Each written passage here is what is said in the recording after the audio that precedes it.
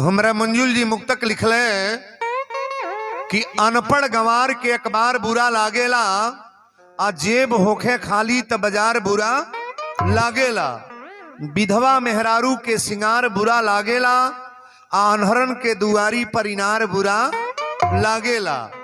भादों में कोदो के कसार बुरा लागेला, आ बिना तेले के अचार बुरा लागेला। कहेले वीरेंद्र व्यास मूर्ख बकलोलन के माता जी की नाम के जयकार बुरा लागेला। बरियारे मजबूती से बोलना है, बोल दी सच्चे दरबार की जय। 1 मिनट एक बार और हाथ उठाइए, आप लोग सभी लोग उठा लो, ताली बजो बरियारे।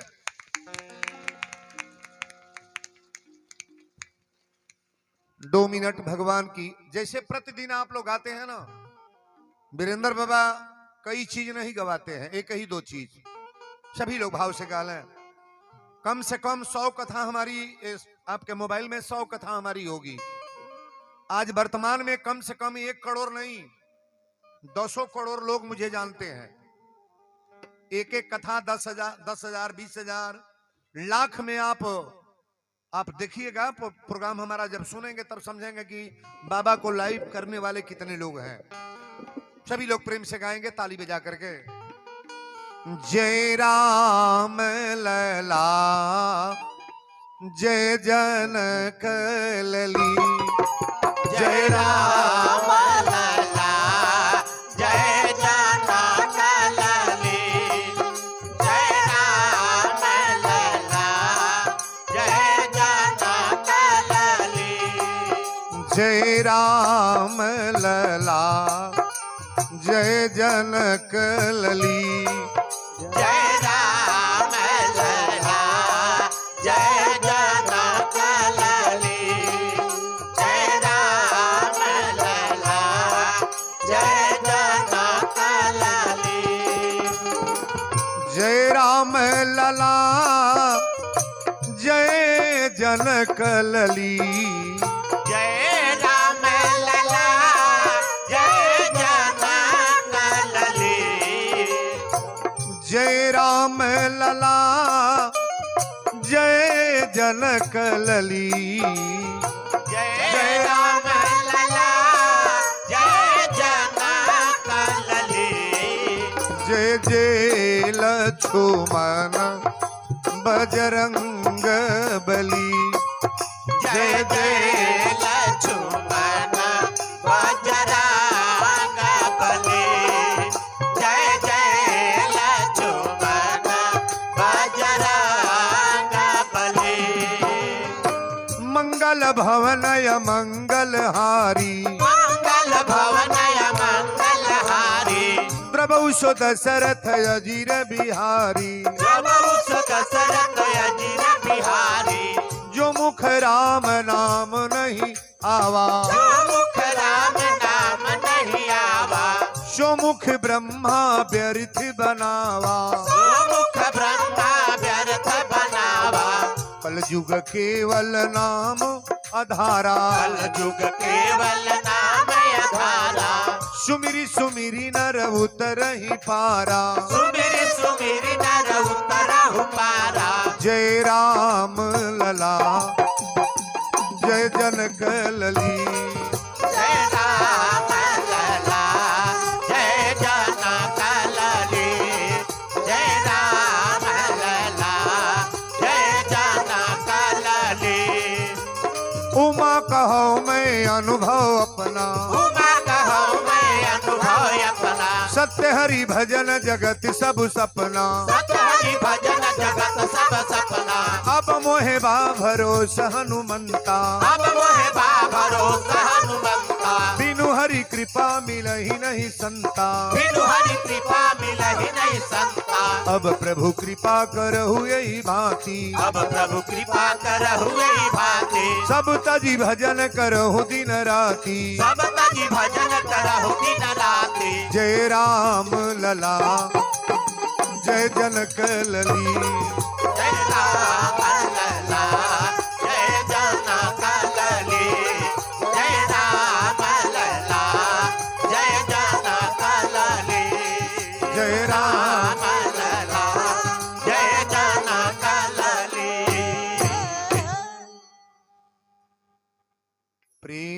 से बोल दी वृंदावन बिहारी लाल की जय। हनुमंत लाल महाराज की जय। देवादिदेव महादेव की जय। यज्ञ भगवान की जय। कथा में कीर्तन गाने वालों की जय। कथा में बैठकर बहटियाने वालों की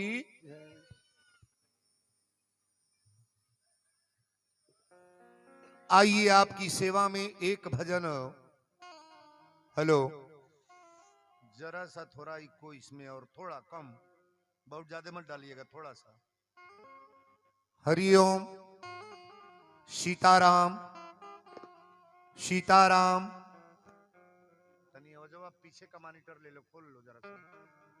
हरिओम, सीताराम सीताराम। इन बच्चों को बैठाओ ना भाई, ऐसे कैसे होगा?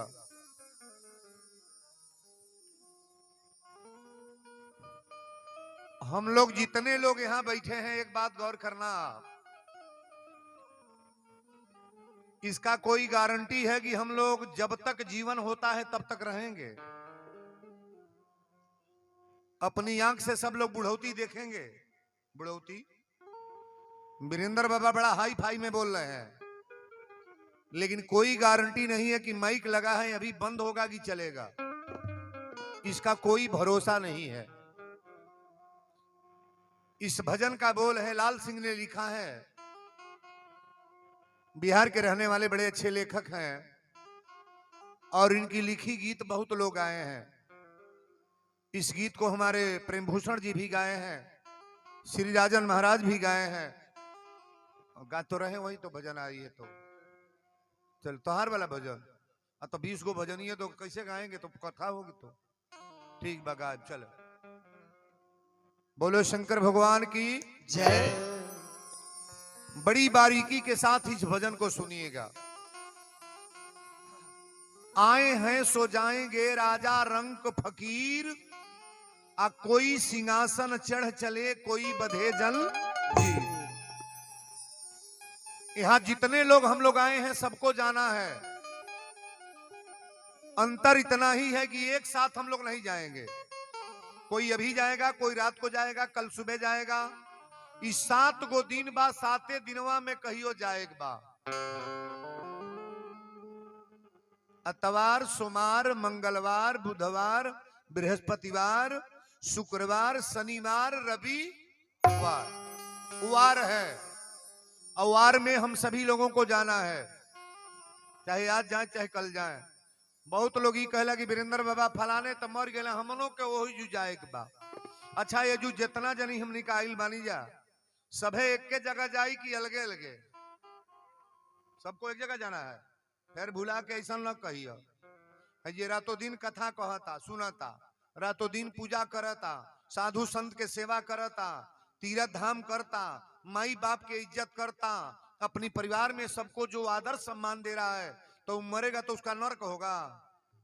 होगा नर्क। अजय रातों दिन माइये के गरियावता, देवी देवता का निंदा कर रहा है, कथा का निंदा कर रहा है, कीर्तन भजन का निंदा कर रहा है, साधु संत का निंदा कर रहा है। वो मरेगा तो स्वर्ग में जाएगा कि नरक में? तो काहे कहतड़ू एक जगह जाल जाई? दो रास्ता है, ध्यान से सुनना। बढ़िया कर्म करने वाले को धर्मराज ले जाएंगे और गंदा काम करने वाले को जमराज ले जाएंगे। जमराज ले जाएंगे तो खून मवाज पीप पड़े ले जाते हैं, गरुड़ पुराण पढ़िएगा। और धर्मराज अपने आसन पर बैठा करके ले जाएंगे। मनुष्य का जीवन पाना कोई बहुत बड़ी बात नहीं है, और पाने के बाद इसे सुंदर कर्म करना, ये सबसे अच्छी बात है। आइए इस भजन को ले चले हम, सभी लोग भाव से सुनिएगा।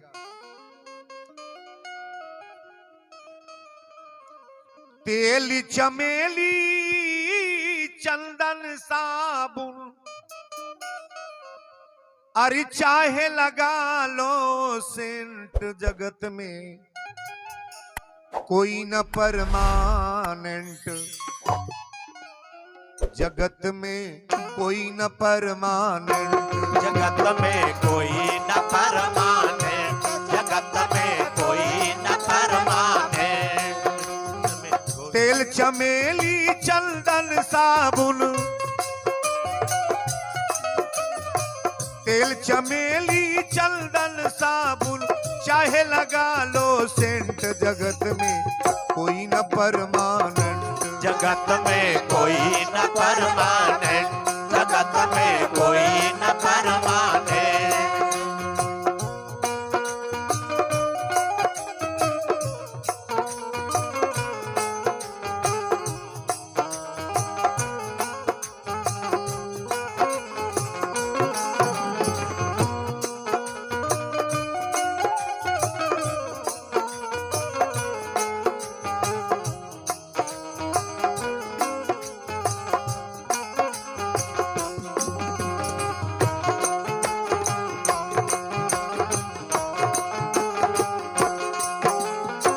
आवागमन लगी दुनिया में, जगत है रेस्टोरेंट रे प्यारे, जगत है रेस्टोरेंट रे प्यारे, जगत है रेस्टोरेंट।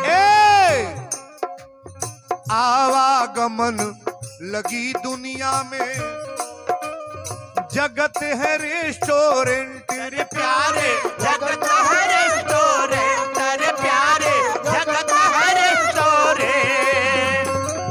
अंत समय में उड़ जाएंगे, अंत समय में उड़ जाएंगे तेरे तंबू टेंट, जगत में कोई न परमानेंट। जगत में कोई न परमानेंट, जगत में कोई न परमानेंट।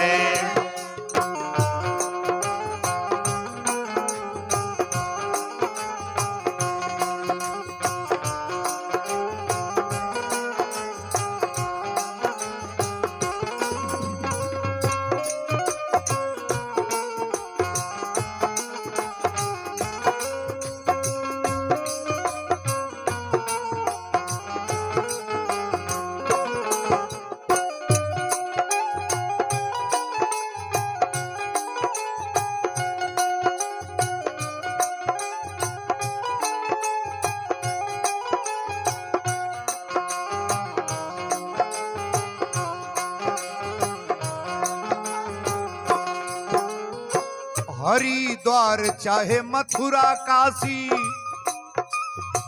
घूमो दिल्ली कैंटर प्यारे, घूम दिल्ली कैंटर प्यारे, घूम दिल्ली के। जहां मन चाहे वहां घूम लो। भजन को गौर करना।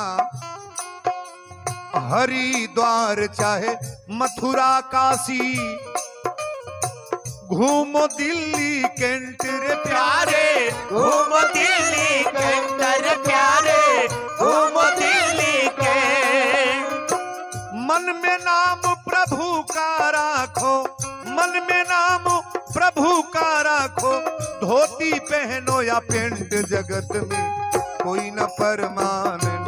जगत में कोई न परमानेंट, जगत में कोई न परमानेंट।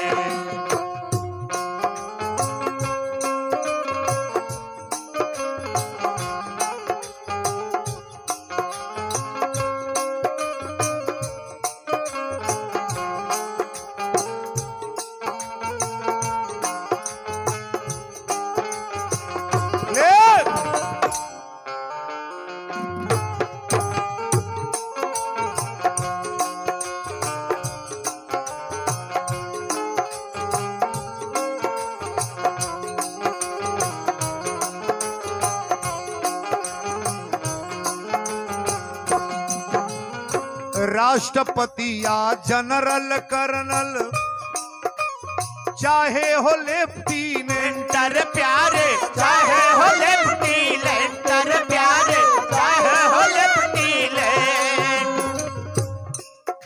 धरती पर जितने लोग हम लोग पैदा हुए हैं, आप किसी को ऐसा नहीं कह सकते हो कि व्यक्ति मरेगा नहीं, चाहे जो भी हो।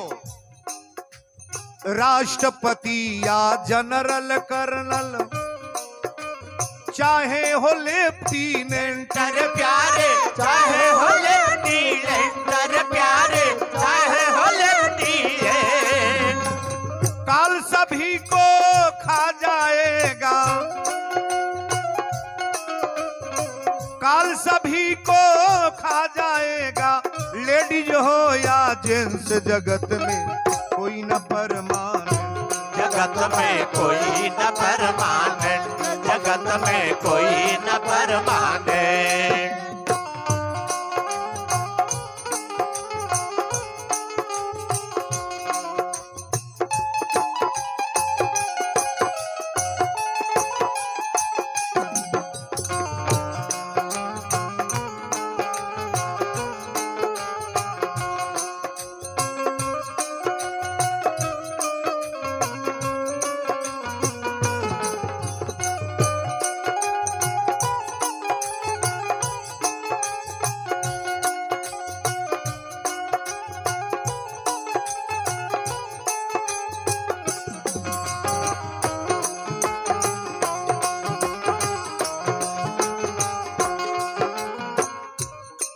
इस भजन की आखिरी लाइन गौर करना,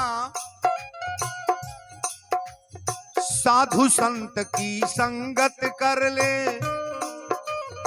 ये सच्ची गवर्नमेंट तेरे प्यारे, ये सच्ची गवर्नमेंट, तेरे प्यारे, ये सच्ची गवर्नमेंट। साधु संत की संगत कर ले, ये सच्ची गवर्नमेंट तेरे प्यारे, ये सच्ची गवर्नमेंट, तेरे प्यारे, ये सच्ची गवर्नमेंट। लाल सिंह कहे इस दफ्तर से, लाल सिंह कहे इस दफ्तर से, मत होना एब्सेंट, जगत में कोई न परमानेंट, जगत में कोई न परमानेंट, जगत में कोई न परमानेंट, जगत में कोई न परमानेंट। तेल चमेली चंदन साबुन, तेल चमेली चंदन साबुन, चाहे लगा लो सेंट, जगत में कोई न परमानेंट, जगत में कोई न परमानेंट, जगत में कोई न परमानेंट, जगत में कोई न परमानेंट, जगत में कोई न परमानेंट। तेल चमेली चंदन साबुन, चाहे लगा लो सेंट, जगत में कोई न परमा। ये देही के कितना कौन कौन रंग लागता हो दादा। एक दिन दुकानी पर गली विसारथा के दुकानी पर, तो हमरा लेवे के रहे कौन चीज लेवे के रहे, हाई मुहठवा पर लगावल जाता और नरम रहेला काना हो, बैसली कहनी बढ़िया किस्म का एगो दे दीजिएगा। तो दो बहन लोग खड़ी थी, सेठ जी कहले कि 660 रुपया का है। हमने क्या है तो कहले गुरु जी इहो उठवे पर लगावल जाला। कितना बतौले रे? 660 रुपया उठ पर लगावला, बुझली है? दो दो जो चल जल्दी सियान होकर तोरा भी आए ओ जी दो दे बेटा। हाँ तो देबे करबा तू, चल। आज महंगाई नहीं पूछना है, आप जितना मटेरियल लगाना है शरीर पर लगा लो, लेकिन ऊपर से लगाने से कभी अंदर की मैल हटने वाली नहीं है। आइए हम कथा में ले चले। अब आज की कथा माई के दरबार बा, बड़ी फरमाइश आज 5 दिन से बा, और ये कथा मेरा सुपर स्टार में आज चल रहा है। जिस कथा को हम बोलने जा रहे हैं, ये प्रवचन आज सुपर स्टार में वीरेंद्र बाबा इतना तपस्या के बाद आज इस मंच पर 35 बरस लगातार मेरी कथा हुई है। ये 35वां साल है, 35 बरस का मेरा ये मंच का कथा हो गया। फरारी बाबा तो शरीर छोड़ के चले गए। ठाकुर जी की कृपा बनी रहे इस जगह का कि आप लोग हमारा सम्मान करते रहे। अब तो वीरेंद्र बाबा का इतना फुर्सत नहीं रहता है, 5-6 दिन के लिए कथा हुई, हम लास्ट में दिए हैं। 5-6 दिन जग बीतने के बाद यहाँ आए हैं, लेकिन निवेदन करेंगे आप सभी प्रेम से बैठ जाओ। अब कथा यहीं से प्रारंभ होने रह जाए। थोड़ा हाथ उठा ले एक बार और बताइए ताली।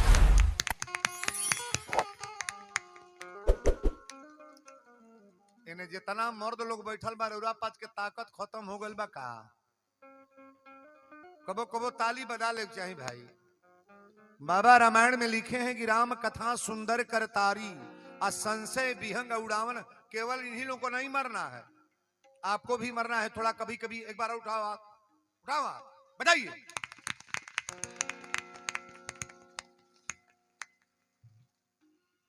कि गोविंद मेरो है, गोपाल मेरो है, श्री बांके बिहारी नंदलाल मेरो है। कपारे के ऊपर हाथ उठा के भाई। गोविंद मेरो है, गोपाल मेरो है, गोविंद मेरो है, गोपाल मेरो है, गोविंद मेरो है, गोपाल मेरो है, श्री बांके बिहारी नंदलाल मेरो है, श्री बांके बिहारी नंदलाल मेरो है, श्री बांके बिहारी नंदलाल मेरो है। गोविंद मेरो है, गोपाल मेरो है, गोविंद मेरो है, गोपाल मेरो है, गोविंद मेरो है, गोपाल मेरो है, श्री राधा रमण गिरधारी गिरधारी श्याम बनवारी। श्री राधा रमण गिरधारी गिरधारी श्याम बनवारी। श्री राधा रमण गिरधारी गिरधारी श्याम बनवारी। गोविंद मेरो है, गोपाल मेरो है, गोविंद मेरो है, गोपाल मेरो है, गोविंद मेरो है, गोपाल मेरो है, श्री बांके बिहारी नंदलाल मेरो है, श्री बांके बिहारी नंदलाल मेरो है, श्री बांके बिहारी नंदलाल मेरो है। गोविंद मेरो है, गोपाल मेरो है, गोविंद मेरो है, गोपाल मेरो है, गोविंद मेरो है, गोपाल मेरो है, श्री बांके बिहारी नंदलाल मेरो है, श्री बांके बिहारी नंदलाल मेरो है, श्री बांके बिहारी नंदलाल मेरो है। मेरो है, गोपाल मेरो है, गोविंद मेरो है, गोपाल मेरो है, गोविंद मेरो है, गोपाल मेरो है।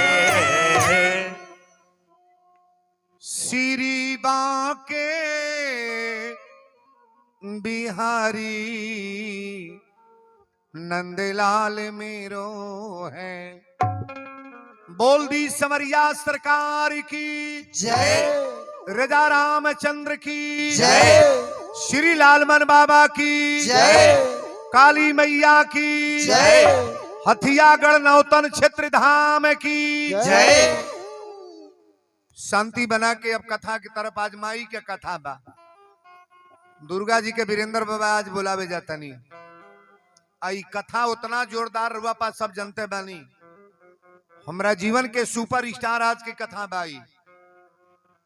अपनी जिला के बाद अपन जिला जौन बाई देवरिया जिला चाहे कुशीनगर ना, ये जिला के बाद एगो जिला पड़ेला गोपालगंज। कौन जिला बा? अपनी जिला के बाद एगो जिला बा गोपालगंज। यही जिला के रहे वाला रहले राजा मनन सिंह। राजा मनन सिंह के कई हजार 100 बीघा खेती रहल। राजा मनन के खेती के कड़ असुलल जा, कौड़ी दे ले जा। पहले जितना पुरखा पुरनिया हमारे बाबा लोग बैठे हैं ना, पहले लगान असूली होता था। तो राजा मनन के असूली होके राजा मनन के उतना धन रहल, उतना लोग बाग, कई सौ हाथी, कई सौ घोड़ा, बाप रे बाप कितना को हजार नौकर चाकर रहले। राजा मनन रहे वाला गोपालगंज जिला के हुए थामे जगह माई के दरबार में के गल बतानी हाथ उठाइएगा। थामे वाह बहुत लोग, बड़ी खूबसूरत बात। आज वही जो के कथा चले जाता। आज वीरेंद्र बाबा ई बतावे जाता है कि कमरू कमेछा से माई के आगमन उत्तर प्रदेश में कब भइल बा, कौना तर से दुर्गा माई अली। आई काली माई के स्थान है लालमन बाबा के, आज ये जगह के जगा दियल जा। राजा मनन की यहाँ जग एक काम और करी, हई जे लइका लेके बैठल बा लइकन के पैसा ना दलोगन, हेने से आइल गइल बन होखो, हई आओ सनम जाओ सनम होगा तो कोथे बिगड़ जाएगा। एक बार आओ सनम और एक बार हमारी कथा में उठा बैठी होती है। कभी कभी सुने हैं एक भी महिला खड़ी हो गई तो मेरा प्राण चल जाएगा ना। और विद्वानों में मेरे में यही सब अंतर है। आप भले यहां 50,000 की भीड़ लगा लो, लेकिन एक भी आदमी इसमें से निकलेगा तो सारा सेवा समाप्त। निवेदन करेंगे बेटियों को बचा रहे। रविवार आज अतवार बटलो बा, कितना रोकल जाई। टिंकुआ पिंकुआ चिंकुआ सजी आइल बड़ा खुला, यही में आज हई पूरी छनाता खहई बा। तो भीड़ अलग बा, लेकिन हई आइल गल रही तो कथा बिगड़ जाएगा ना। बैठा लो बच्चों को। राजा मनन की यहाँ यज्ञ शुरू भई। बोलो यज्ञ भगवान की जय। राजा मनन की यहाँ यज्ञ शुरू भई तो अपना पुरोहित के पंडित जी के बोलोले राजा मनन, कहले ब्राह्मण देवता हमरा यहाँ जग होके जाता ना। तब कहले का करी, कहले कि रउरा पियर धोती पहिरी, पियर कुर्ता ले आल बानी पहिर ली, पियरे फेटा बांध ली, आय अक्षत पियर रंग में रंगोले बानी, पियर धोती गड़ी के गोला पान के पत्ता, आय अक्षत लेके रउरा ई न्योता ले जाई, गंगा माई के न्योता दे आई, गंगा माई के न्योता दे आई। पंडित जी सजी सपराई कह के पियरे धोती सब पियरे पियरे अब पहिर के जब चले लगले थामे से, जब न्योता लेके। अच्छा एक बात बताई, हमनी घरे जब बियाह पहले होत रहा, इतनी पर नहीं इतनी पर के बात नहीं, हम तब के कहतनी बूढ़ा लोग जब पूछो, पहले जब लगन धराई तो पहले न्योता के दियाई, के रिश्तेदारे के लालमन बाबा के बुढ़िया सब पूछन जल पगा बैठल बड़ी हरदी के गांठ या चिट्ठी लिखाई तो के धाराई पहले, पहले लालमन बाबा के, काली माई के, दुर्गा माई के, नदी में गंगा जी के दियाई, पहले देवी देवता के न्योता दियात रहल। अब जहिया बियाहे के लगन धराई, पता लगाओ कि कौने के पोखरा में बड़का बड़का बा, छट्टा पहले ओकर होता है। पता कर कौने के मुर्गा फार्म में बड़का बड़का, पता कर कौने चिकड़ा किया हेते हेते मिली। अच्छा बेटी के बियाहे में कलसा धरा लगना, गौरी गणेश के पूजा होला कि ना, वेद मंत्र होला कि ना, ना होला, पंडित जी के कथा बाचे लगे ना, वो घर में कथा बाचल जाता, वेद मंत्र होता, कलसा धराता, अब पियर हरदी बेटी के बेटा के पोताई, अब वही घर में 100 गो मुर्गा कटाता। तो ये सिंदूर फायदा करेगी नुकसान? नहीं बोलोगे, नहीं बोलोगे तुरंत। तब ना कहिया बाबा हमार दमदा मर गल, बिटिया मर गल, फलाना फलाना मर गल। जौन बौरुका करता जा वो लिखत जाइया लोग। चलनी में दूध दुहा, कर्मे के दोष दा। आप बुरा करोगे तो बुरा का फल तो बुरा होगा। हमारी कथा नहीं है, सीधे संस्कार पहले जान लो आप, कथा नहीं। अगर बुरा कर्म करोगे तो अच्छा कतई नहीं होगा। मेरा रिकॉर्ड है, मैं व्यास गद्दी से बोल रहा हूं। बोलो सच्चे दरबार की जय। पंडित जी जब न्योता लेके चलना तब वीरेंद्र बाबा ये जो स्वभाव बतौले कि न्योता लेके बाबा राजा के, बोलो दुर्गा महारानी की जय। गंगा मैया के न्योता लेके पंडित जी चलल बड़े, गड़ी के गोला पान के पत्ता नारियल शरीफा आई है पियरे धोती में बहले बरे। कि न्योता लेके बाबा राजा के अरे डगरिया धैल जी न्योता लेके बाबा राजा के डगरिया धैले जी देवता लेके बाबा राजा के डगरिया धैले जी देवता लेके बाबा राजा के हथवा में पनावा हथवा में पानावा सुपरिया लिहले जी नेवता लेके बाबा राजा के डगरिया धैले जी देवता लेके बाबा राजा के डगरिया धैले जी देवता लेके बाबा राजा के। बोल दी ब्रह्म देवता की जय। पंडित जी राजा मनन के न्योता लेके चलना तरी हमरा और ताक आ जब गांव के बहरा गईला तो उन्हीं के जमीनी में रहसु गुरु के नाम सुनले बने कि ना।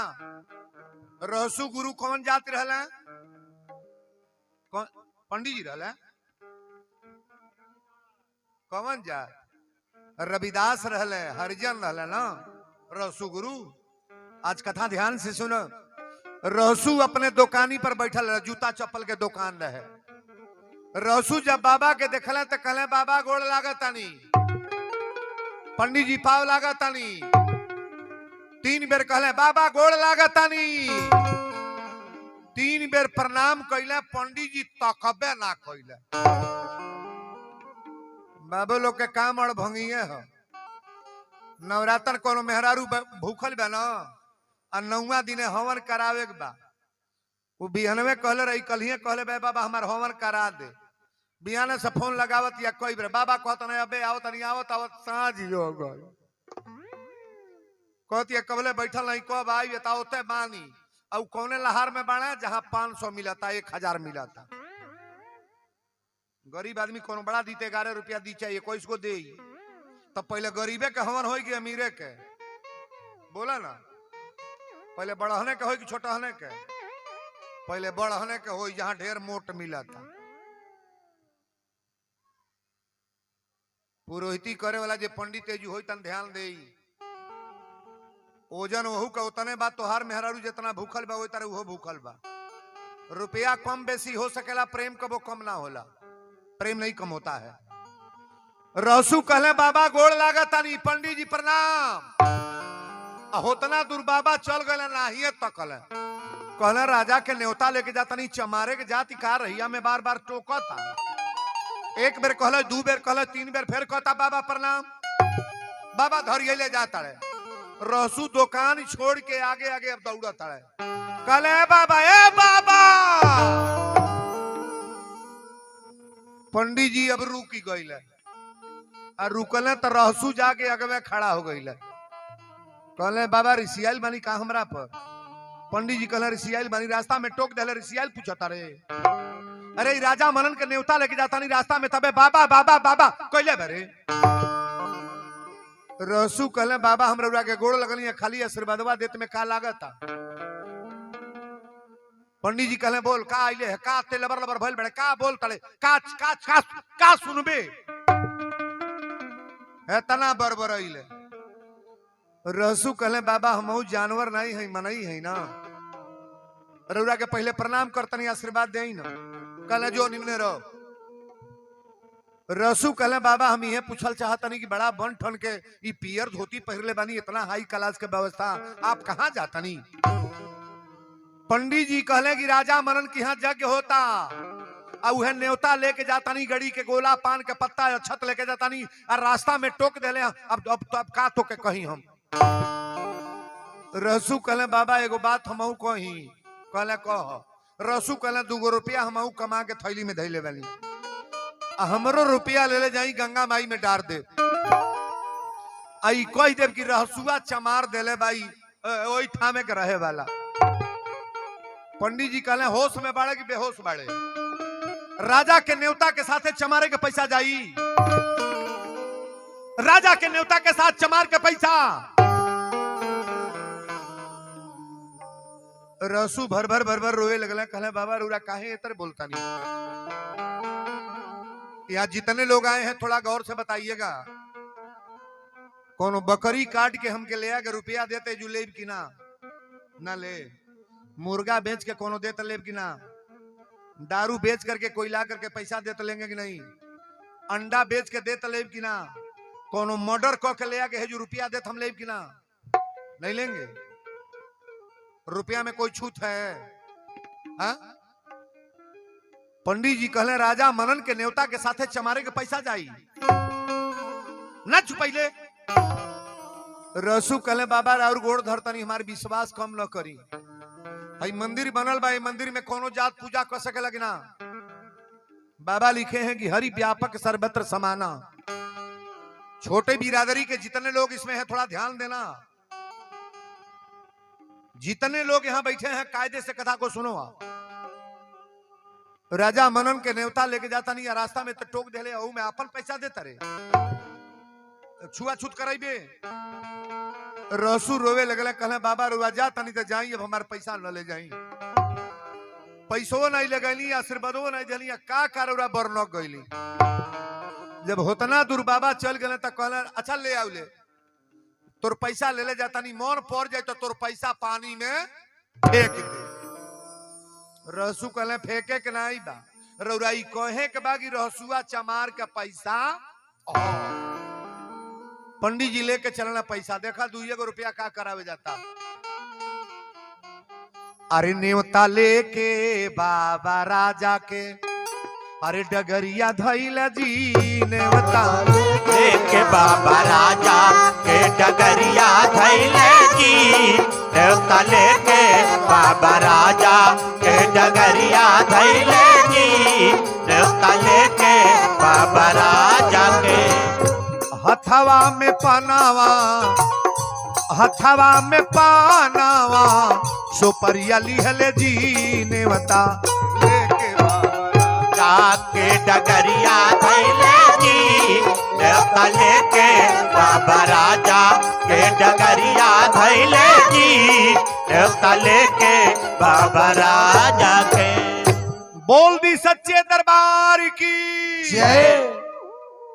घाटे पर लेके पंडित जी राजा मनन के नेवता लेके गईले। बोरा उतरले, पियरी धोती है बाबू, कसैली पान के पत्ता सजी है तरह पानी में फेंकते तबाना हड़ाक दे। कले गंगा मैया ई राजा मनन के नेवता ले लो, स्टेट आदमी के नेवता है ले लो, कबूल कर। आ जब पानी में फेंकला तब पानी में धर धरा के दह गए। पंडित जी नेवता फेंक के राजा के टप दे गंगा मैया के गोड़ ला के अब जाए लगले। आ जब होतना दूर गए तले गंगा जी में बाढ़ आ गई। पानी में तड़ाक तड़ाक आवाज निकला था। पंडित जी मुड़ के तकले कहले रे पनिया बढ़त का। पंडित जी कहले ओ चमरा के पैसवा थैलिए में बा, हमारा तो बुझाता यही पैसा खातिर पानी ऊपर होता। लेकिन बाबा के जीव तो तबे घबरा गल जब गंगा जी ऊपर उठली। लेबा भैया आरी जब धैले पंडित जी डगरिया, आरी गंगा जी में उठली लहरिया। बाबू हो रास्ता पकड़ के जब बाबा जाए लगले तो गंगा जी में बाढ़ आ गई कि अरे बाबूजी है, अरे भाई जी है, अरे मन मन पंडित जी बिचारे लेरा। किया है भाई जी, किया है बाबू जी, मन मान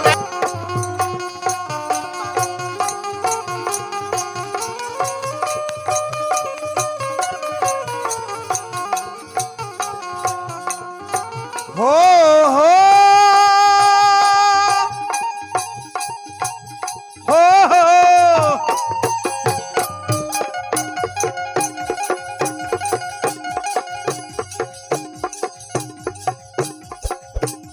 जब धैले पंडित डगरिया, अरे गंगा जी में उठली लहरिया, अरे बाबूजी है, अरे भाई जी है, मन मन पंडित जी विचार ले राम। किया है भाई जी, किया है बाबू जी, मन मान पंडित जी विचार रहे राम। किया है बाबू जी, किया है भाई जी, मन मान पंडित जी विचार रहे राम। बोल दी गंगा महारानी की जय। बेटियां बहन जो माताएं बाबू लोग आए हैं कथा के लिए थोड़ा गौर करिएगा। तनी लेके गवर्नर और टाइट कर लो बाबू। सीताराम बोलो सच्चे दरबार की जय। पंडित जी जब देखल कि गंगा जी में बाढ़ आ गल तो रहसू के पैसावा लेके गईले आ घाटे पर गईले, कहले बुझाता ई पानी यही से बढ़ल है, रहसुआ के पैसा हमरा थैलिए में बा। आ टप दे पंडित जी हाथ डरले, हाथ डार के गंगा जी में कहले गंगा माई हऊ अगिला जो न्योता रहल राजा मनन के न्योता रहल, राजा मनन सिंह के न्योता गोपालगंज जिला के स्टेट आदमी के न्योता अगला रहल। आ एगो गरीबी रहसू नाम बा, ओ हमरा यहाँ के हरिजन ह हरि भक्त हऊ देले बा, हई 2 रुपया बा ले ले ऊपर के मने फेंकल आ ज्यो पानी में फेंकले तो दोनों हाथ उठा के गंगा जी रोक ले ली। तार मिला के बढ़िया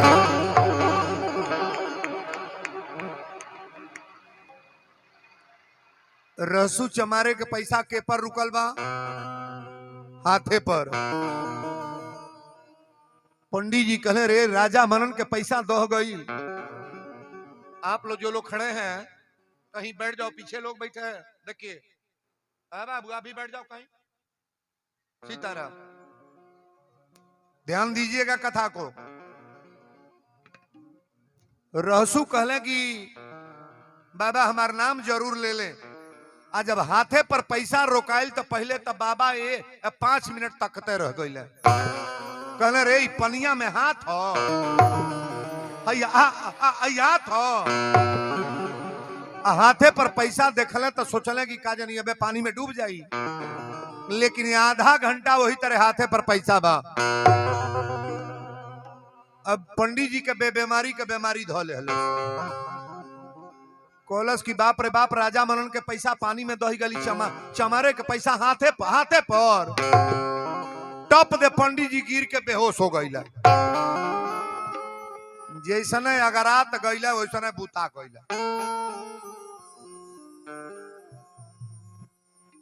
विनाश काले विपरीत बुद्धि। बिरादरी का अभिमान कभी करना नहीं चाहिए और धन का घमंड कभी करना नहीं चाहिए। एक गरीब के घर भगवान माता जी आ सकती हैं और रातों दिन आप भजन करोगे, अगर विश्वास में कटौती है तो माई का कृपा परमात्मा का कृपा नहीं होगा। पंडित जी बेहोश हो गए। अब बेहोश भइला के बाद आधा घंटा पर खड़ा भइले। आज जब उठल तो कहले देखी पनिया में पैसा बा हतावे पर। अब फिर उठ के ताकत आना तो वही तरह पनिया बढ़ल बा।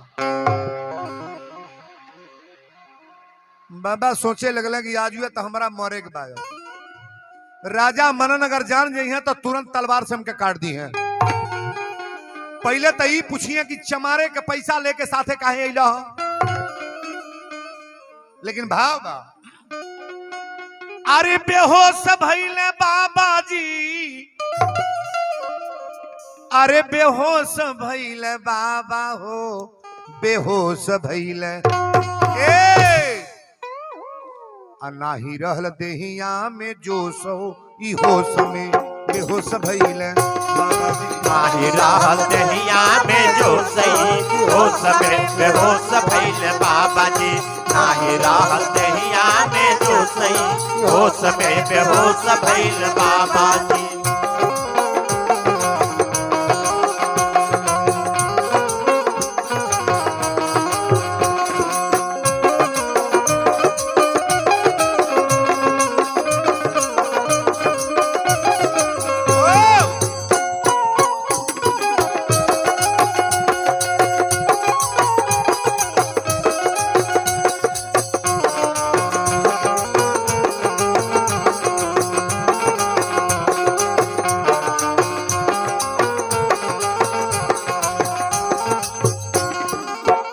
चारू ओर ताकतण के बोलाई, जरूर ताकताल के बोलाई, ताकताल के बोलाई। कथा डिस्टर्ब तो जा रखा। अरे तोहन का हम कहीं साधुओ बनले में बड़ी मेहनत बा ना कइलो। ले जा भाई पकड़ खींच ले। एक कर ले ले जा का लिया जाए के मरले पर दिमाग कबे खराब कर देले तू लोग। ई नहीं के लेखा एगो हमार चेला भइल परियरिया कंठी माला दे देनी, माला लेके गोल मौगी रोटी बेलत रहे, तावा पर डारत या फुलावट या उलाटत या आई जाके खोद खोद कहता सुन तड़ू वीरेंद्र बाबा के चेला बन गइली। एक बेर खोदला, दू बेर खोदला, तीन बेर, आ जब पांचवा बेर खोदला बेलना उठा के 10 बेलना कबे पर मारलस। अरे दोगला के बेटा जे साधु बनले ते खोद खोद बतिया वाला रे। हां साधु एतर रहेला।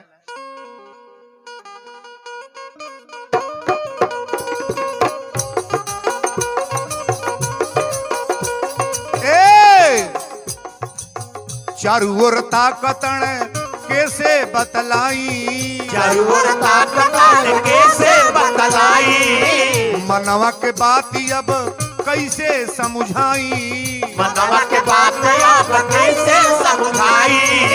कहले वीरेंद्र बाबा लागी गइल चोट होई होश में बेहोश भइल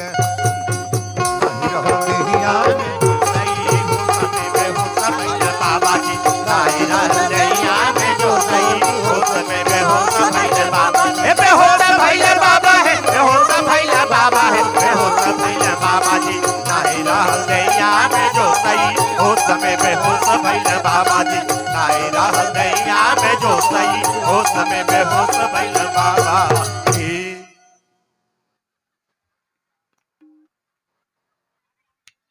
तू नहीं मनब, तू नहीं मनब।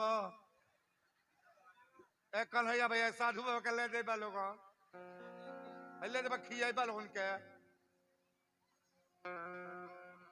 का जाने बिया भइल बाकी रणु है बाणा। हां मौगिया के ढेर देखावत ताड़ा एही पड़क का कूदत ताड़ा आवा तक नचाई भी अबे पचरा गावत नहीं तो आज तक नचा के छोड़े के बा। आओ हाँ साधुओ बन तो मन से बन तो बनबे न करो। टीका चंदन लगल बिना कौन काज बा, फटर्रा लगल लाल पियर पहिर ला 20 गो माला पहिर ला। हाँ? बोलो शंकर भगवान की जय। इतना सुंदर कथा बात तनी ध्यान से सुनो। जब हाथे पर पैसा देखले तब पंडित जी बेहोश हो गए। अब बेहोश होके जब खड़ा भइले तो कहले चल के हम राजा मनन से कैसे कहब कि राउर पैसा पानी में दह गई, आई चमारे के पैसा हाथ पर रुकल रहल। लेकिन रोते चलल बड़े बाबू, रोते चलल बड़े। गेटे पर गईले तो 4 गो सिपाही खड़ा रहले। सिपहिया कहले कि पंडित जी रोवत कहे बानी? बाबा कहले रोवत तनी आज अपना जन्म कर्म के देखो पहुंचे ली कि मर जाली आज। सिपहिया कहले कुछ खैले बानी का? माहुर जहर। कहले माहुर जहर ना खैले बानी, हमरा बीमारी हो गल बा, चिंता के बीमारी की राजा मनन हमके जिए दी है कि मुंह है। सिपाही धड़ाक दे फाटक खोलने गेटे पर अंदर गईले बाबा आ राजा मनन कुर्सी पर बैठल रहले। राजा मनन करे सिपाही कुर्सी एगो और ले आ बाबा के बैठा। पंडित जी खड़ा बड़े है तर भर भर रोआ तड़े। राजा मनन कहले पंडित जी अरे ओरा के केहू कुछ कहल का? अरे हमरा ऐसन राजा के न्योता लेके गईली है, केहू डांटल का? पंडित जी कहले केहू डांटल ना है सरकार। कहले केहू मारल है तो कहले ना, आ तो केहू कुछ कहले बाकार हुआ रोआ तनी। पंडित जी कहले कि राजा मनन पहले ही बताई कि हमके रुआ मारब ना न। कहले ना मारब, हमार पुरोहित हई, हमार ब्राह्मण हई, हम ब्राह्मण के राजा होके मारब। राजा के दरबार में पंडित का आदर होता है, सम्मान होता है, और जेकरी नजर पर ब्राह्मण के सम्मान बा ओकर घर कबो आगे बढ़ी। ब्राह्मण को कभी मारना नहीं चाहिए, ब्राह्मण को उल्टा नहीं बोलना चाहिए, ब्राह्मण को कभी सताना नहीं चाहिए, लेकिन ब्राह्मण कर्मठी है तब। बोलो सच्चे दरबार की जय। राजा मनन कहले बोली का भइल ह? कहले सरकार राउर न्योता लेके जब गईली है ना, जब राउर न्योता लेके गईली है तो रुआ जमीनी में रहसू रविदास जौन बा रहसुआ दुकान कैले बा। हमके देखल त बोलावे लगल ए बाबा ए बाबा ए बाबा 5 बेर। कितनो बोलौलस हम गईली नहीं है, हमारे लगे आ गइल ह। राजा मनन कहले कि रउरा के टोक दिहला सा रास्ता में। पंडित जी कहले हाँ सरकार 3 बेर टोकल सर। ओकरा बाद हमरे लगे गइल ह। हम कहनी का बोलाओ तड़े का बात बा?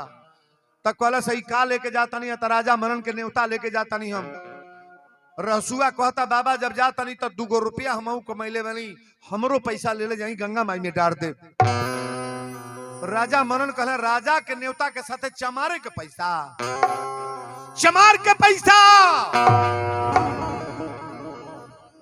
पंडित जी अब हड़हड़ाए लगला, कहले साहब अवरी बतिया सुनी ना, राउर न्योता ले गए तो पानी में फेंक देली है। राजा मनन कहले बढ़िया भइल पानी में फेंक देली। कहले राउर न्योता गए तो पानी में दही गइल ह, आय आवत रही तोरे गंगा जी में बाढ़ी आ गइल ह।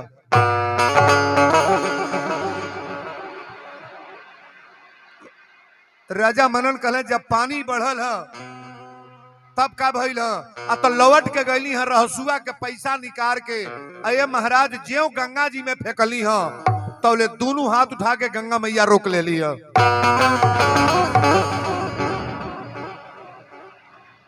राजा मनन कहले का रहसुआ चमार के पैसा हाथे पर रुकल ह, रहसू के पैसा हाथ पे। हमारी न्योता के ई अपमान। पंडित जी कांपे लगल कि दादा तलवार हमरा गटई पर ना चला दे राजा। राजा मनन कहले पंडित जी पहले रउरा एक बात बताई, सही बोलो, रहसुआ के पैसा हाथे पर रुकल है तो पानी में हाथ डूबल है? कहले सरकार डूबल ना हो, हम जब ले आ नहीं गल बनी तब ले वही तरह हाथ बा सरकार। हमार जीव घबराता, हम तो बेहोश रही 5 मिनट, हमार तबीयत घबराता राजा साहब अब हम जाई। राजा कहले जा मत, पहले पूरा स्टोरी बताव। रहसुआ के ऊपर कौन देवी देवता आवेला? कहले हाँ सरकार रहसुआ के ऊपर तो देवी देवता बतावे ता लोग। कहले का अतराती के सरेहे में से कतरा काटेला, 7 गो बाघ के दौरी ना देला, बाघे के दौरी। बाघ केकर सवारी है? बाघ केकर सवारी है? दुर्गा जी की सवारी है। बाघ के दौरी ना देला सरकार, सांपे के चाबुक बनावेला, आय अनाज निकाल के माई के प्रसाद दरवाजा पर चढ़ावेला। राजा मनन कुर्सी पर से खड़ा हो गए, कहले सिपाही तलवार ले आओ। सिपाही टप दे ले आके तलवार दे देले। राजा मनन के तई बुझाइल देखता नहीं कि पंडित जी बतौले बड़ा बाबा के अभी डर हो गल कि हमरा ऊपर तलवार न चल जा। राजा मनन कहले बाबा और कुछ ना बिगड़ी, तन हेकुल के डांटे वाला केहू नाम बा हो, एगो डंटा लेके बैठल है। आज भंडारा होजू चलता कि एजू बा? हाँ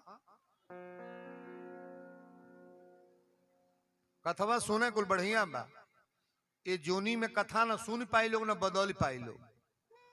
कहीं गाय भैंस कथा सुन पाई, कुकुर पिला कथा सुनी, नेउर सियार कथा सुनी, यह कथवा सुनावल जाता है में जे बदल जाई ना फिर कथा सुने के लिखल नहीं बा।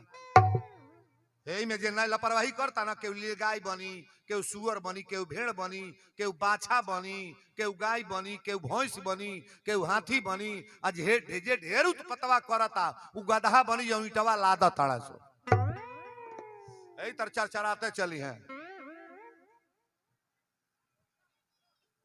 अगर धर्म को नहीं मानोगे तो यही काम होगा।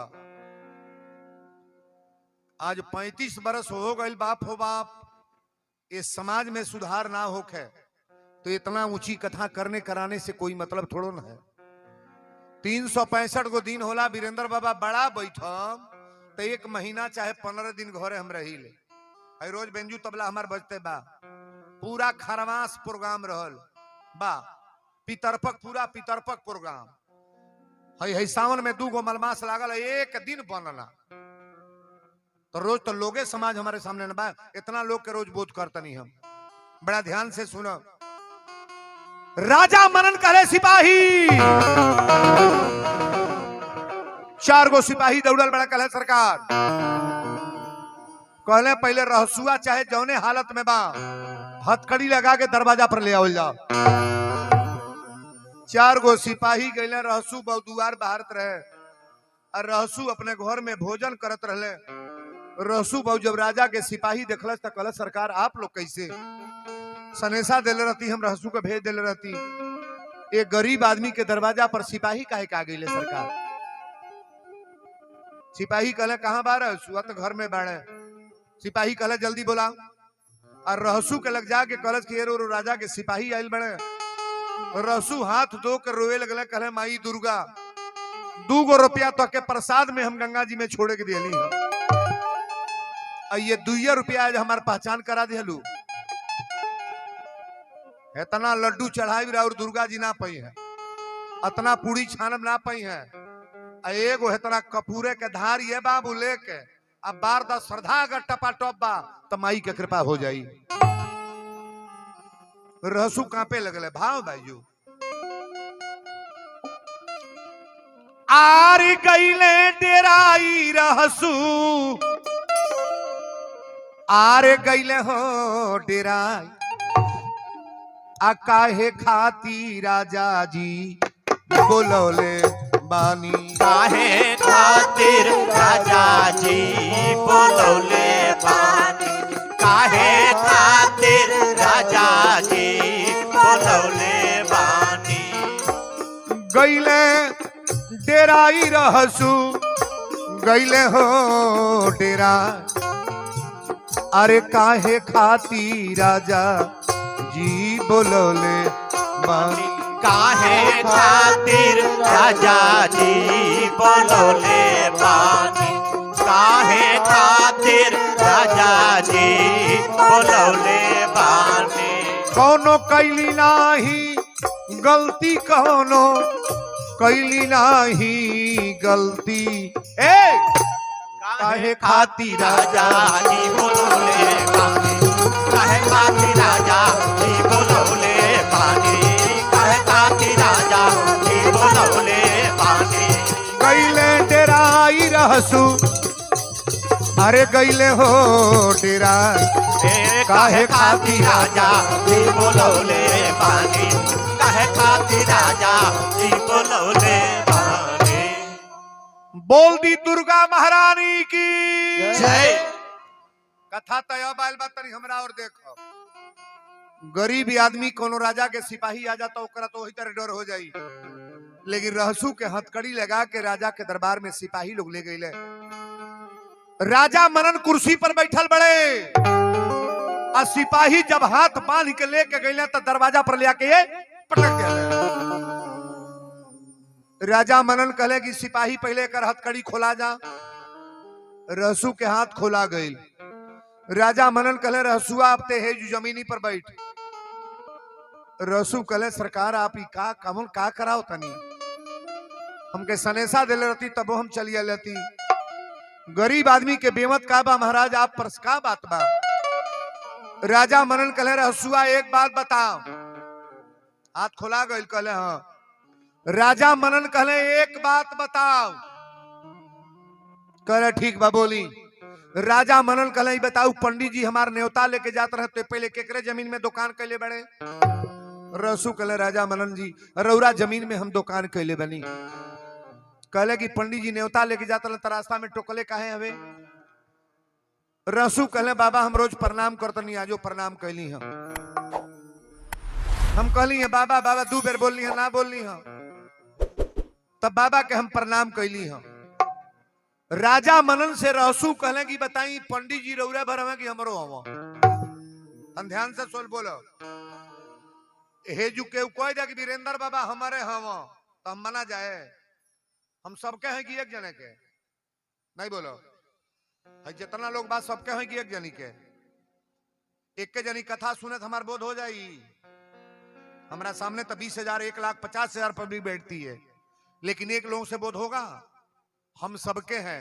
परमात्मा सबके हैं कि अकेले आपका है? दुर्गा जी एक के जनी है सबके है? का हो बंटवारा कल जाए, बंटवारा। पंडित जी कहले बताओ, राजा मनन कहले पंडित जी जब गए तो प्रणाम कैले है, ठीक बा। हमरा जब जानले है कि न्योता राजा के जाता तो ओकरे साथे अपन पैसा काहे देले हो? रसू कहले सरकार पैसा में कौन छूट बा, पैसा में कौन छूट बा बताई ना। हम चमार जरूर हैं, लेकिन हमार पैसा कोनो पंडित की यहाँ जाला, कोनो जोशी की यहाँ जाई, कोनो मतवा के लग जाई, केहू बढ़ने घर जाई, पैसा तो उहे ना है महाराज। राजा मनन कहे ठीक बाले। अच्छा तो हमार न्योता पानी में दही गई ह, तोर न्योता जब गए तो हाथे पर के रोकल ह?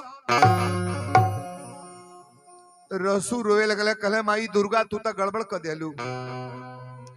ये पंडित जी के हाथ देखौले बिना कौन काज रहल? बाबा के हाथ काहे दिखा देलू? लेकिन लीला तो अब शुरू होके जाता।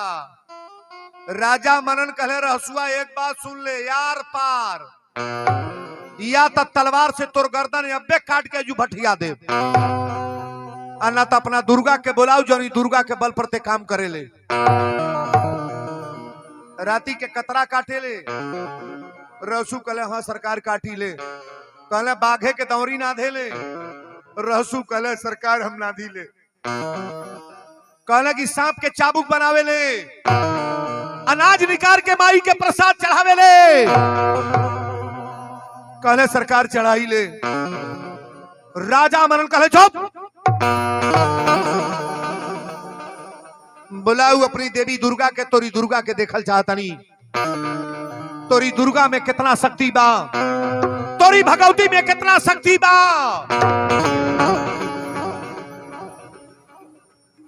रहसू कांपे लगले। राजा मनन के दोनों गोड़े इस तरह पकड़ ले। कहले राजा मनन अबो से बात मान ली, माई दुर्गा के मत बोलाई। दुर्गा अगर आ जाली तो महाराज अब का कही रुबरा से। और बारी फुलवारी बनल बा, यही तरह बनल रहे दी। जे जे धरती पर घमंड भइल ओकर नाश हो गइल। राजा साहब देवी के मत बोलाई। कहले कि चुप, बुलाओ अपनी दुर्गा के, तोरी दुर्गा के देखे।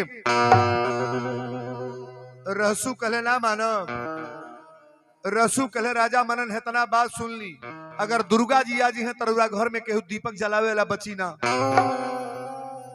तरुरा घर में केहू बची ना। सरकार माई के मत बुलाई।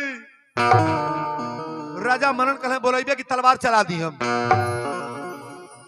9 गो खप्पर है बाबू रहसू धैले, और 9 खप्पर में कपूर या लोहबान जरा के आयासन मरले।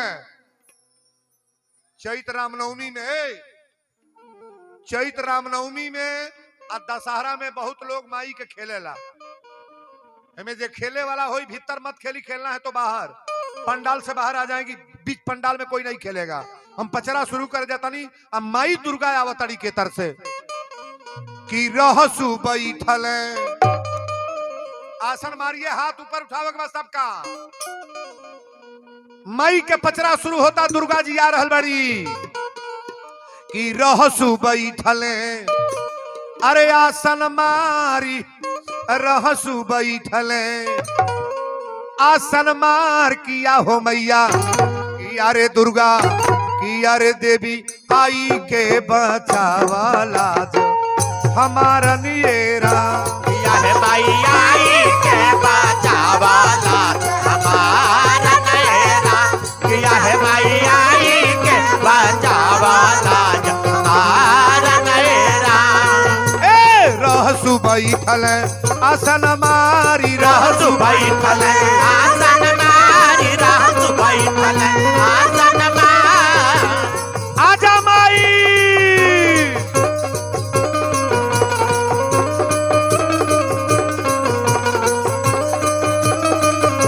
किया रे दुर्गा, किया हो देवी, किया रे मैया, आई के बचावाला जो हमारा नियरा। किया है भाई आई के बचावा लाज हमारा नैरा। किया है भाई आई के बचावा लाज हमारा नैरा। पापी दुश्मनवा तरन कटार, पापी दुश्मनवा तन कटार, पापी दुश्मनवा तन कटार। किया रे दुर्गा किया हो देवी, किया रे मैया आई के बचावा लाज हमारा नियरा। किया है मैया आई के बचावा लाज हमारा नैरा। किया है मैया आई के बचावा लाज हमारा नैरा। किया है मैया आई के बचावा लाज हमारा नैरा। किया है मैया आई के बचावा लाज हमारा नैरा। बोल दी महिषासुर मर्दनी की जय। हमारी बेटियां बहन जो जहां बैठी हैं थोड़ा कायदे से कथा को सुनो आप। साधु बाबा है आ जा, है आ ऊपर।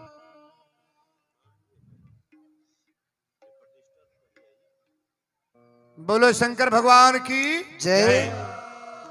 दुर्गा माई के स्थान पहले कहां बा? कमरू कमेछा में। आईबा है आईबा किला है ना।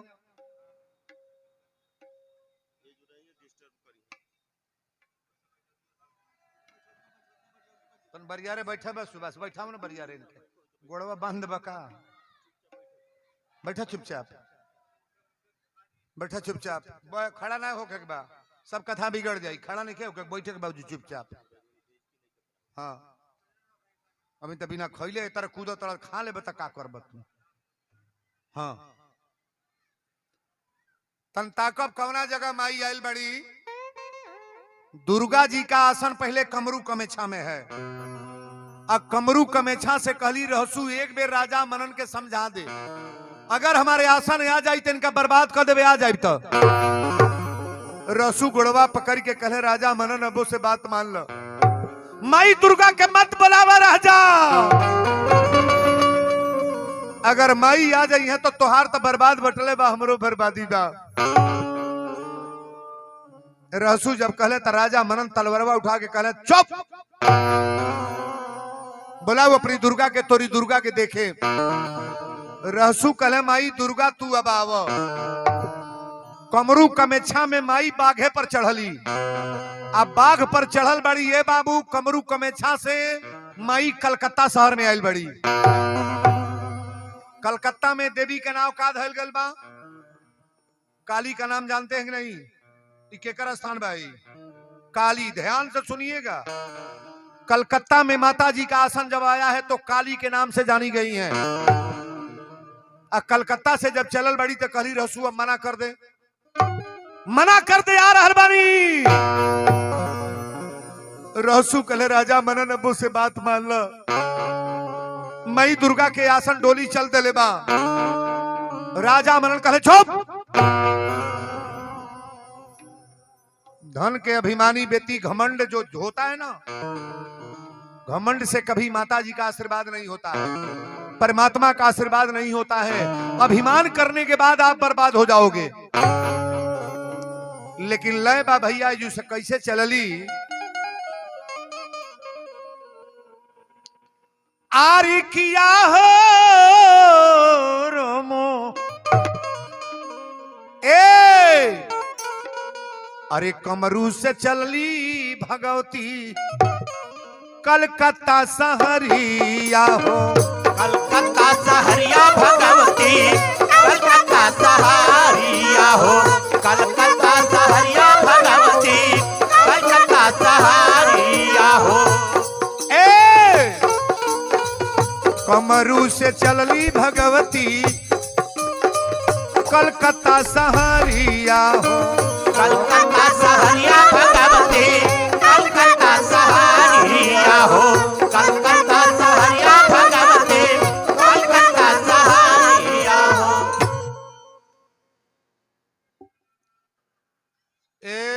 सुनील जी, सुनील पांडे, सुनील पांडे कमेटी अध्यक्ष सुनील पांडे, इनको हटाएंगे आप लोग, तमाशा सारा कथवे खराब कर देंगे। तो डटवाइए इनको, बैठाइए साधु बाबा को, भोजन उधर करावे, नहीं आवे मत।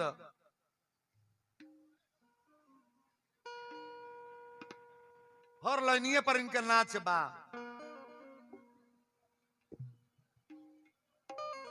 बैठा उनके ने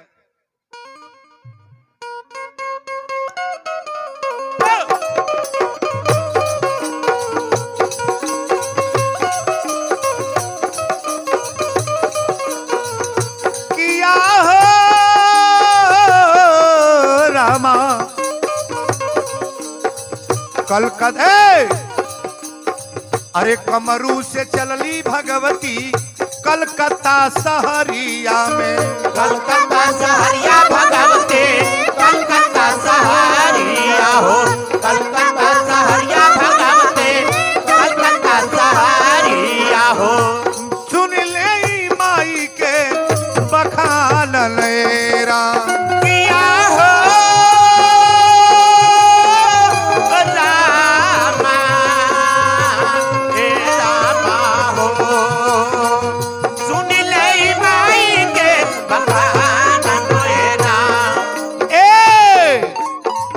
कावेल वीरेंद्र ये बाबा दुर्गा के कथनिया हो। माई के कथनिया है बाबा, दुर्गा के कथनिया है, माई के कथनिया है बाबा, दुर्गा के कथनिया हो। कावेल तिवारी बाबा दुर्गा के कथनिया हो। दुर्गा के कथनिया है बाबा, माई के कथनिया हो, दुर्गा के कथनिया है बाबा, माई के कथनिया हो। अरे सुन ले ध्यानवा लगाई नैरा किया हो रामा, हे रामा हो, सुन ले धनवा लगाई नैरा। थर थर कांपे बाबू रहसु के शरीरिया हो। रहसु के शरीरिया है बाबू, रहसु के शरीरिया हो, रहसु के शरीरिया है बाबू, रहसु के शरीरिया हो। थर थर कांपे बाबू रहसु के शरीरिया हो। रहसु के शरीरिया है बाबू, रहसु के शरीरिया हो, रहसु के शरीरिया है बाबू, रहसु के शरीरिया हो। अरे झर झर बहे आंसू धार नैरा किया हो रामा, हे रामा हो, झर झर बहे आंसू धार नैरा। बोल दी दुर्गा महारानी की जय। बाबू सीताराम को बेर बोल भनी तो के कवना और दिमाग तोहार बा, एक आवाज तन बढ़ाव, सपना में तो हूं बड़। हरिओम। बड़ा सुंदर प्रसंग आइल बा, तनी बड़ा विचार से कथा के समझब आप। मई के डोली कहाँ आ गई? कमरू कमेछा से अली कलकत्ता शहर में तका नाव धराइल बा। काली के नाम से मैया जानी जाती हैं। आप कलकत्ता सिटी में जाकर के पता कर लेना। अब कलकत्ता शहर से कहली कि रहसू मना कर दे। अब कलकत्ता से जब चलल बड़ी तो बिहार की राजधानी कहाँ है? बिहार की राजधानी पटना। दुर्गा माई कहाँ आईली? पटना में। पट्टन वाली देवी का नाम आप सुने हैं नहीं? नहीं सुने हैं? नहीं सुने हैं? कलकत्ता से जब चलल बड़ी तब पटना शहर में माई आईली। राजा मनन कहले कि रहसुआ आज यार पार बा, या तो के मुंह आए आना तो अपना माई दुर्गा के दिखाऊ, तोर माई साक्षात बाड़ी की ना। देखिए, अगर विश्वास कमजोर है तो आपके घर में देवी देवता का कभी कृपा नहीं होगा। अगर विश्वास नहीं, बहुत लोग कह रहा है हम ऊपर एक माने व्रत रही ले का जाने होई कि ना होई। तो ऊपर के माने व्रत न रहो। अगर भाव से जिनकी रही भावना जैसी, अब प्रभु मूर्त देखे तीन तैसी। अगर भाव से पूजा करोगे तो जीवन बदल जाएगा। अब भाव नहीं है तो सारा कीर्तन भजन करना, जो भी आप लोग भजन करते हो ना, ये सब बर्बादी का जगह है महाराज। दुर्गा जी कहली रसू एक बेर औरी मना कर न लौट जाई रास्ता में से। रसू कहले राजा मनन राउर गोड़ पकड़ के हम निवेदन करतनी। अब मई अब चलल बड़ी कलकत्ता शहर से पटना में आवतड़ी। पटना में आ रहल बड़ी सरकार। रउरा से निवेदन बा माई दुर्गा के बोलाई मत। राजा मनन कहले चुप, बुलाओ तोरी दुर्गा के देखे। तोरी माई में कितना शक्ति बात, तोरे सन चमारे का पैसा हाथ पर। अब बाघे के दौरी करे ले। रहसू कहले ना मानव, कहले कि ना तलौरवा गटैया पर धैले बड़े। रहसू कहले माई दुर्गा तू अब जा देखी माई कैसे चलली। ए अरे कलकत्ता से चलली भगवती पाटा ना सहरिया में। अरे पटना सहरिया में सुन ले मैया के बखान लिए। राम हो सुन ले माई के बखान राम। राम हो सुन ले माई के बखान राम। आगे आगे बखवा चलले देखा दुर्गा मैया चलली। देखा दुर्गा मैया चलली। देखा दुर्गा मैया चलली हो। आगे आगे बखवा चलले देखा दुर्गा मैया चलली। देखा दुर्गा मैया चलली। देखा दुर्गा मैया चलली हो। अरे मनवा में करना विचारन ये राम। राम हो मनवा में करना विचारन राम। राम हो मनवा में करना विचारन राम। अरे गावेले वीरेंद्र बाबा दुर्गा के कथानी आयर माई के कथानी आयर दुर्गा के कथानी आया हो। गावेले तिवारी बाबा दुर्गा के कथानी आयर माई के कथानी आयर दुर्गा के कथानी आना हो। सुनी ले आगे के बयान ये राम। राम हो सुन ले आगे के बयान राम। राम हो सुन ले आगे के बयान राम। बोल दी दुर्गा महारानी की जय। कथा तय बाइल बाए बाबू। अमावसा के दिन दिया सभे जरावेला। नवरात्र में कलसा सब धरेला। सबके घरे अड़हुल के फूल आवेला। माई के नीबी के छाक सब देला। लेकिन माई सबके पर खुश होली ना। ऐसा ना सोचो कि हमारियों पर खुश बाड़ी, तारा पर खुश हो जाए तो तारा घर के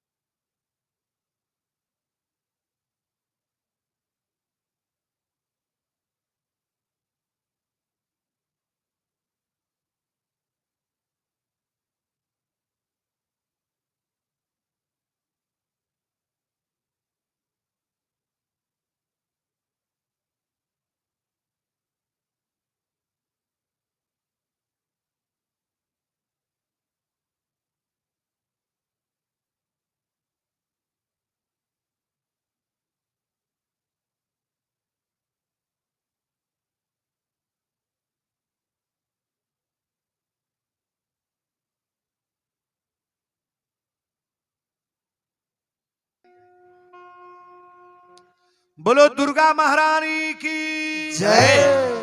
राजा रामचंद्र की जय। माई के आसन कथो इन्ने उन्ने हो जाता ना, का करी का ना करी हम। माई के आसन वो जगह पर आइल बा। कमरू कमेछा से चलली माई तक कलकत्ता शहर में एली तक काली के नाम से जानल गईली। कलकत्ता शहर में काली के नाम से दुर्गा जी प्रसिद्ध भैली।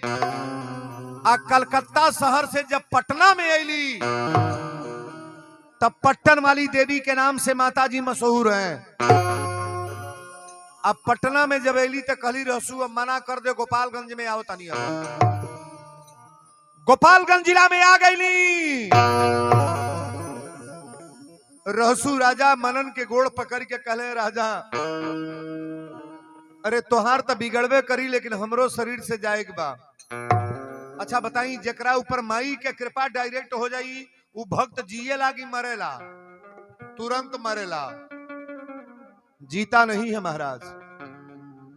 लेकिन एके जान ली जे ओकर द्रोह करेला, बहुत लोग ऐसा बा जे ओकर द्रोह करेला ओकरा खानदान में केहू दीपक जलावे के ना बचेला। बड़ा गौर से कथा को सुनिए, प्रेम से बैठ जाइए। बोलो सच्चे दरबार की जय। दुर्गा जी कहली कि एक बेरौरी मना करना। रहसू राजा मनन के गोड़ पकड़ के कहले कि राजा एक बेरौरी हमरा बात के मान जाई। अगर माई दुर्गा के बोलावत तनी तो हमार तब पतन बटले बा राजा, तोरो तारा घर में केहू बाची ना, केहू ना बची। राजा मनन करे चुप, बुलाओ अपनी दुर्गा के, तोरी दुर्गा के देखो। रसू कले माई दुर्गा तनिको विलंब मत करा। उहे अगला पचरवा की रहसू बैठल रौरा देखले हो कब जब पचरा लोग गावेला तब मृदंग बाजेला, एकर आवाज नकल करब। कोई गो साज बाजा तनी में होता तन धीरा कली है जो अपन। हाँ इस सब मास्टर मन कलाकार बाई उहे पचरवा बा कि रहसू बैठल अरे आसन मार किया हो मैया, किया रे दुर्गा, किया हो देवी, आई के बचावला हमारा लिए राम। किया है मैया आई के बचावला हमारा नयरा। किया है मैया आई के बचावला हमारा नयरा। पापी दुश्मनवा तने ला कटार, पापी दुश्मनवा तने ला कटार, पापी दुश्मनवा तने ला कटार। किया रे दुर्गा, किया हो देवी, किया रे मैया, आई के बचावला हमारा नियरा।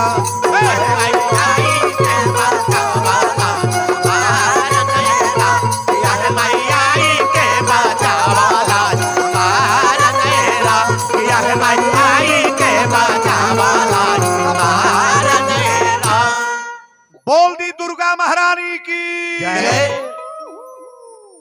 कथा तय बाइल बाहे बाबू तनिहने देखे। दुर्गा माई आवे के आवतड़ी देखी अब थावे में आ गई। गोपालगंज जिला में थावे जितना लोग गईल बा, थावे जितना लोग हमारी बेटियां बहन जो बाबू लोग गए हैं, आज माई के उतना बड़ा आशीर्वाद बा कि रउरा जवन चीज जाके मांगी ना आ नियम से माई के पूजा के पालन करी, देखी रउरा घरे उपलब्ध होता कि ना। सिद्ध पीठ माई के दरबार है थावे। बिहार में बहुत जगह बा, लेकिन एक बेर थावे मंदिर पर जाके माई के मनौती रुआ मान के देख ली कि माई के कृपा हमरा परिवार में होता कि ना। ए बाबू दुर्गा जी अली तब बाघे से पहले वो बगीचा में घूमे लगली। आज जब बाग पर घूमे लगली तो एक बैग आंधी तूफान आ गई, जंगल तरताए लागल।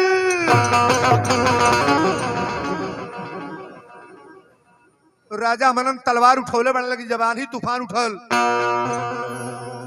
रहसू कहले राजा मनन माई के कृपा देख ली, अब उसे तलवार रुआ नीचे धदी हमरा गर्दन से उतार दी। राजा मनन कहे चुप, बुलाऊ तोरी दुर्गा के देखा बा, तोरी दुर्गा में कितना शक्ति बा, तोरी माई में कितना शक्ति बा रहसुआ। आज तोरी माई के शक्ति हम देखल चाहता नहीं। रहसु कहले दुर्गा माई यहू तरह हमरा प्राण त जाई के बा, लेकिन मरब त तोहरा खातिर या जियब त तोहरा खातिर। कौनो भक्ति में पूर्ण आदमी बा तो केकरे खातिर मरी? भगवान के लिए। अब परमात्मा के लिए जो मरेगा उसका कहां नहीं बनेगा महाराज।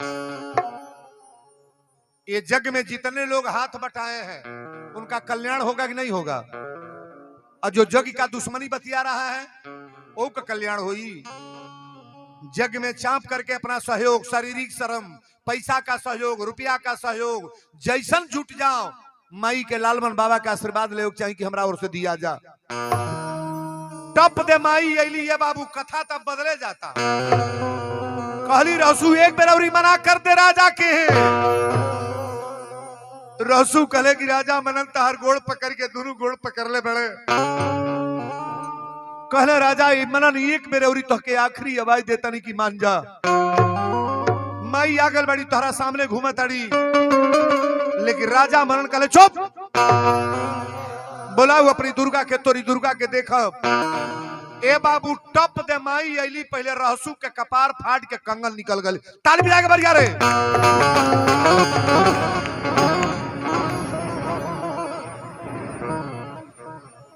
रहसु के कपारे के ऊपर माई के हाथ है ही तरह बा।